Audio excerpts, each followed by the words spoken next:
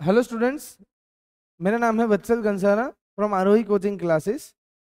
हम आज डिस्कस करने जा रहे हैं इंडियन हिस्ट्री का सबसे इम्पोर्टेंट टॉपिक, जो कि है बैटल ऑफ प्लेसी, जो हुआ था 23 जून 1757 में।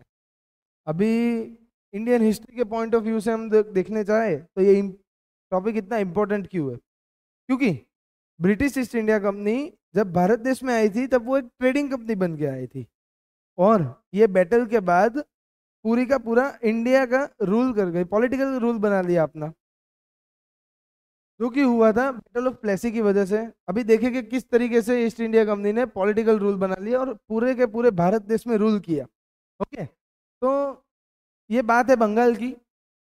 बंगाल का प्रोविजन उस टाइम पे सबसे पावरफुल प्रोविजन था, और सबसे ज्यादा प्रॉफिट जनरेट बंगाल से होता था।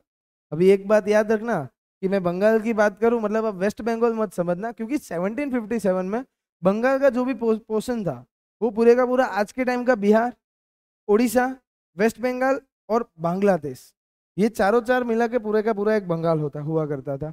नहीं पता था ना आपको ये बात?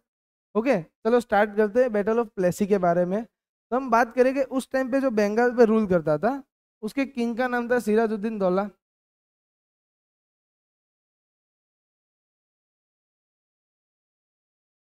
अभी क्या हुआ कि ब्रिटिशर्स को बंगाल चाहिए था। उन्होंने क्या किया? डायरेक्टली अटैक नहीं किया। पहले उन्होंने बंगाल के ऊपर एक, बंगाल के पास एक फोर्टिफाइड बना दिया।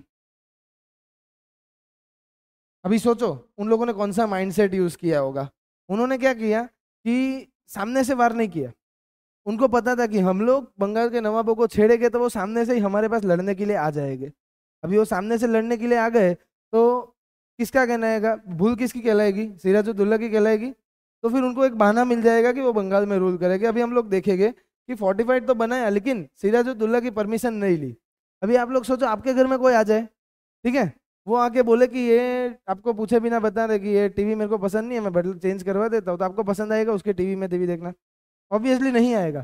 तो ये सेम चीज की सिराजुद्दौला का भी ईगो हट हो गया। उसने क्या किया? फोर्टिफाइड जाके तोड़ डाला। तो अभी वो लोग फंस गए ब्रिटिशर्स की जाल में। तो ब्रिटिशर्स को एक मौका मिल गया बंगाल पे रूल करने का, अटैक करने का। तो ब्रिटिश गवर्नमेंट ने क्या किया? एक आदमी को बुलाया जिसका नाम था रॉबर्ट क्लाइव। क्या? Robert Clive. वो जैसे ही बंगाल में उसने एंट्री मारी, उसको पता चला कि ये जो सिराजुद्दौला है ना, is one of the powerful ruler, ये बहुत ही पावरफुल राजा है। इसके ऊपर डायरेक्ट अटैक हम लोग तो नहीं कर सकते, और करेंगे तो जीत नहीं पाएंगे। उसने क्या किया? इसका एक कमांडर इन चीफ था, सिराजुद्दौला का कमांडर इन चीफ था, जिसका नाम था मीर जाफर। उसके साथ उसने डील की। रॉबर्ट क्लाइव ने ये डील की कि अगर अगर तूने मेरा साथ दिया तो बंगाल का नवाब मैं तेरे को बना दूंगा।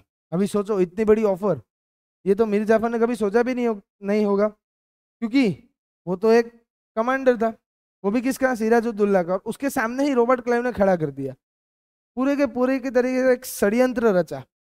अभी उसके बाद क्या हुआ? मीर जाफर ने इसको सपोर्ट तो कर दिया, अभी सिराजुद्दौला अकेला पड़ गया। और 23 जून को 1757 को पूरा बैटल हुआ, और जिसमें सिराजुद्दौला की बहुत बुरी तरीके से हार हो गई। और ब्रिटिश गवर्नमेंट ने क्या किया? रॉबर्ट क्लाइव ने मीर जाफर को उधर का नवाब बना दिया। तो ये था पूरे का पूरा टर्निंग पॉइंट इंडियन हिस्ट्री का। इसको इंपॉर्टेंट इसी वजह से जाना जाता है कि एक ट्रेडिंग कंपनी भारत देश में कैसे रूल कर दिया, पूरे का पूरा पॉलिटिकल रूल कर दिया। ओके, तो ये था बैटल ऑफ प्लेसी। अभी इसके बाद बात करेंगे दूसरे टर्निंग पॉइंट के, ठीक है? तो दूसरा जो टर्निंग पॉइंट था वो था बैटल ऑफ बक्सर का। कौन सा? बैटल ऑफ बक्सर, जो कि हुआ था 1764 में। ओके, अभी इसके बारे में बात करेंगे। आप सभी को पता होगा, आपने बचपन में पढ़ा होगा कि बैटल ऑफ प्लेसी अगर आपको आ गया तो उसके साथ बैटल ऑफ बक्सर कंफर्म आपको समझ में आना ही चाहिए। अगर बैटल ऑफ बक्सर कैसे समझ आएगा? जब बैटल ऑफ प्लेसी, दोनों कनेक्टेड है, वो समझ जाओगे तो ये आपको बहुत ही ईजी पड़ेगा।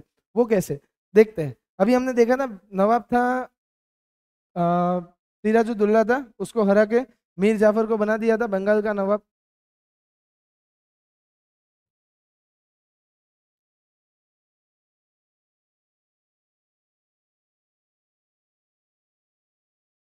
मीर जाफर को बना दिया था।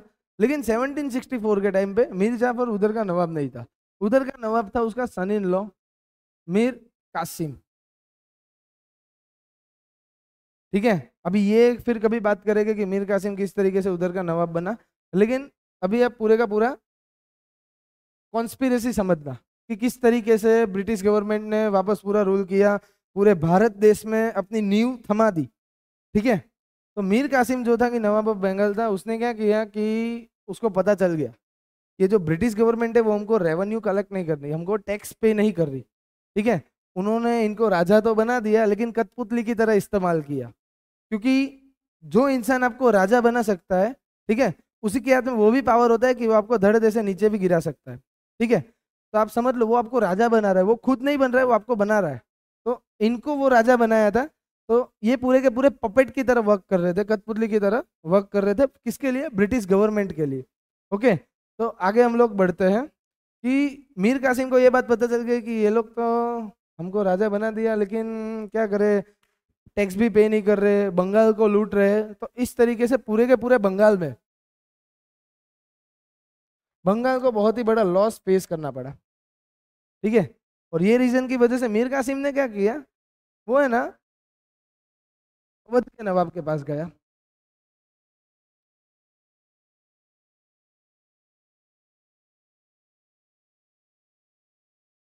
उसने नवाब ऑफ अवध को सब कुछ समझाया कि देख भाई ऐसा ऐसा हो रहा है, अभी क्या करे, मैं सोच रहा हूँ कि ब्रिटिश गवर्नमेंट को निकाल दिया जाए। वो उसी के सामने षड्यंत्र रचने लगा। वो पूरा कॉन्फिडेंट नहीं था कि मेरे को ब्रिटिश गवर्नमेंट को निकालना ही है। कॉन्फिडेंट क्यों नहीं था? क्योंकि वो अभी राजा था और बनाया था ब्रिटिश गवर्नमेंट ने ही। लेकिन ये बात जैसे ही ब्रिटिश गवर्नमेंट को पता चली, बस ईगो हट हो गया। ये जितनी भी बैटल्स होती है वो ईगो की वजह से होती है। जितनी भी बैटल्स आप हिस्ट्री में उठा के देख लेना, जो भी बैटल होगी ईगो की वजह से होगी। ठीक है, तो बात करते हैं, वापस मीर जाफर पे आ जाते हैं। मीर जाफर को पता चल गया कि नहीं, मैं अभी राजा तो वापस बन गया, लेकिन मैं सिर्फ नाम का राजा हूँ। अभी सोचो कोई इंसान नाम का राजा होगा तो उसका कुछ चलेगा? ऑब्वियसली नहीं चलेगा। तो बंगाल को बहुत ही लॉस फेस करने पड़ रहे थे। मीर कासिम का वापस हो गया था ईगो हर्ट। उसने क्या किया, अभी वो फुल कॉन्फिडेंस होकर वापस नवाब ऑफ अवध के पास गया। उसने प्लानिंग किया कि हम लोग हरा देते। तो नवाब ऑफ अवध के साथ उसने एक अलायंस बनाई। दूसरा वो गया था मुगल मुगल किंग शाह आलम के पास। हाँ, आपने ये नाम तो सुना ही होगा, मुगल किंग शाह आलम। ओके, तो इन तीनों दिन का एक अलायंस बन गया था। देखो, एक एक तरफ था मीर कासिम, नवाब ऑफ अवध, मुगल एम्पायर, शाह आलम। तो ये तीनों दिन की आर्मी बन के नियर बाय 50,000 प्लस सोल्जर्स की आर्मी बन गई थी। 50,000 प्लस सोल्जर्स, सोचो आप कितने सारे हो गए। तो तीनों दिन के हो गए। अभी उसको ऐसा लग गया था कि मैं तो ब्रिटिश गवर्नमेंट को आराम से हरा पाऊंगा। एक तरफ थी तीन alliance, Nawab of Awadh, Mughal empire Shah Alam और मीर कासिम की, और दूसरी तरफ थे ब्रिटिश गवर्नमेंट और मीर जाफर। आई थिंक वो दोनों एक ही थे, तो कुछ ज़्यादा डिफरेंस नहीं था। लेकिन आपको एक टर्निंग पॉइंट मैं बताता हूँ, आप चौंक जाओगे ये बात सुन के, चौंक जाओगे, लिटरली मैं बात कर रहा हूँ। ठीक है, तो मीर जाफर,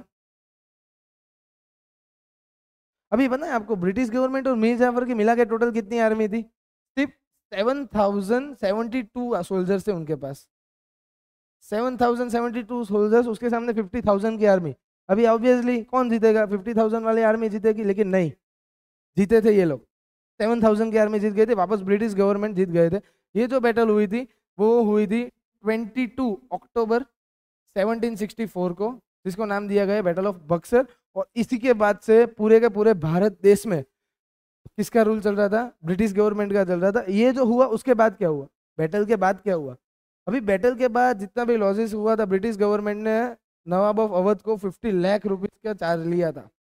कितना? 50 लाख, जिसमें से 26 लाख मुगल एम्पायर ने पे किया था और बाकी का इन्होंने पे किया था। ओके, अभी आप सोचो 1764 में 50 लाख रुपीज की वसूली की थी। तो सोचो बंगाल कितना पावरफुल होगा, कितना इकोनॉमिकली कंडीशन उसकी कितनी गुड होगी। उस टाइम पे नियर बाय 100 रुपीज से 200 रुपीज में पूरे 10 लोगों का खाना आ जाता था, वो भी महीने भर का राशन आ जाता था। उस टाइम पे 50 लाख रुपए लिए, मतलब सोचो उसकी वैल्यू आज के हिसाब से कितनी होगी। ठीक है, थैंक यू। तो ये टॉपिक याद रखना, battle of Plassey and battle of Buxar. Okay, thank you so much.